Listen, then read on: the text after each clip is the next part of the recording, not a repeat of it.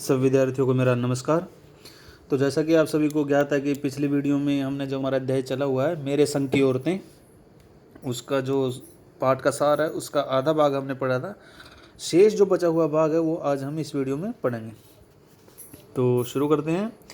लेखिका की प्रदादी के विषय में एक और घटना भी उल्लेखनीय है। एक बार घर के सभी मर्द बारात में गए हुए थे। घर की स्त्रियां रत जगह मना रही थी। रत जगह का अर्थ होता है रात को जागना। परदादी शोर से बचने के लिए किसी दूसरे कमरे में जाकर सो गई।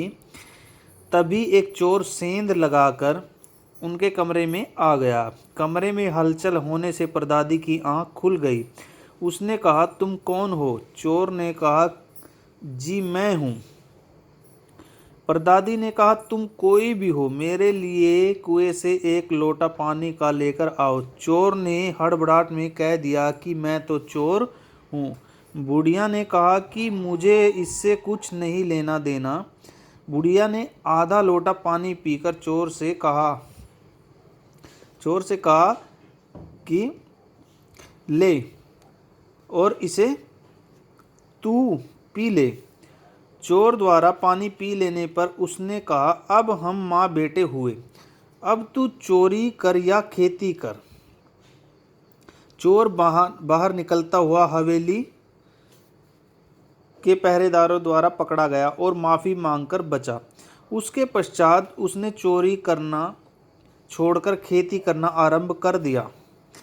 15 अगस्त सन 1947 को देश को आज़ादी मिली। सब जगह आज़ादी का जश्न मनाया जा रहा था। लेखिका को बुखार था, इसलिए डॉक्टर ने उसे जश्न में शामिल होने को मना किया था। वह मन मसोस कर रह गई। मन मसोस कर होता है मन मार कर रह जाना, निराश होना। लेखिका और उसकी अन्य चारों बहनें कभी किसी हीन भावना की शिकार नहीं हुई थी। लेखिका के परिवार में सभी बच्चों के दो दो नाम थे, एक घर का और दूसरा बाहर का। लेखिका का घर का नाम उमा और बाहर का मृदुला गर्ग था। उसकी छोटी बहन का घर का नाम गौरी और बाहर का नाम चित्रा था। इसी प्रकार बड़ी बहन का घर का नाम रानी और बाहर का नाम मंजुल भगत था। उसकी दो छोटी बहनों का नाम रेणु और अचला था और भाई का नाम राजीव। अचला अंग्रेजी में लिखती थी और भाई राजीव हिंदी में। रेणु का स्वभाव तो अत्यंत विचित्र था। वह गाड़ी में बैठने से इनकार कर देती और कहती थी, थोड़े से रास्ते के लिए गाड़ी में बैठना सामंतशाही का प्रतीक है, इसलिए वह पैदल ही घर पहुंचती, भले ही वह पसीने से तरबतर हो जाती। एक बार उसने जनरल थिमैया को पत्र लिखकर उसका चित्र मंगवाया था। इससे पूरे मोहल्ले में उसकी चर्चा हुई थी। वह तो बीए की परीक्षा देना भी उचित नहीं समझती थी। जब कोई उसे इत्र भेंट करता तो वह तपाक से कहती, नहीं चाहिए, मैं तो नहाती हूँ। इत्र का अर्थ है परफ्यूम। तीसरे नंबर की चित्रा भी अजीब है। वह स्वयं न पढ़कर दूसरों को पढ़ाने में व्यस्त रहती।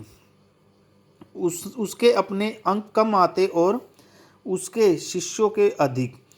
जब शादी करने का समय आया तो उसने एक ही नज़र में लड़के को देखकर ऐलान कर दिया कि वह विवाह करेगी तो इसी से, और अंत में उसी लड़के से उसका विवाह भी हो गया था।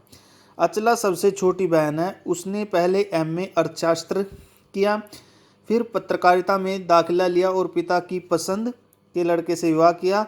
उसे भी 30 वर्ष की आयु के पश्चात लिखने का रोग लग गया। सभी बहनों ने वैवाहिक जीवन का निर्वाह भली भांति किया। विवाह के पश्चात लेखिका बिहार के एक छोटे से कस्बे डालमिया नगर में रही। वहाँ की औरतों के साथ उसने कई नाटक किए। फिर वह कर्नाटक के एक छोटे कस्बे बागलकोट में रही। वहाँ उसने कैथोलिक बिशप से प्राइमरी स्कूल खोलने की सिफारिश की, किंतु अस्वीकृत हो गई। फिर लेखिका ने वहाँ अपने प्रयास से प्राइमरी स्कूल खोल दिया। रेणु लेखिका की अपेक्षा कहीं अधिक जिद्दी और बहादुर थी। वह जिस काम को करने के लिए ठान लेती वह उसे करके ही दिखाती थी।